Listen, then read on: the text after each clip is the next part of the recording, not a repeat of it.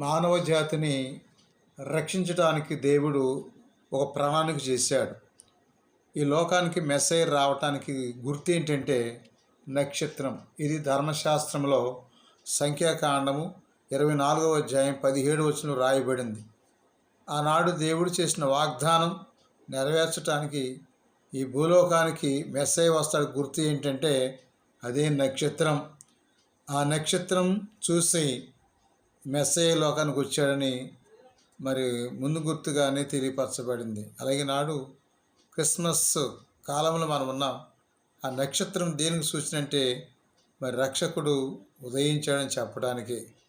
అటువంటి నక్షత్రం మరి ఉన్నతమైన స్థితిలో ఏ విధంగా దారి చూపించిందో జ్ఞానులకి, మనం కూడా సమాజంలో వారికి మంచిని నెలకొల్పడానికి అటువంటి హృదయాన్ని మనం దయచేయమని ఆ ప్రభుని ప్రార్థన చేద్దాం.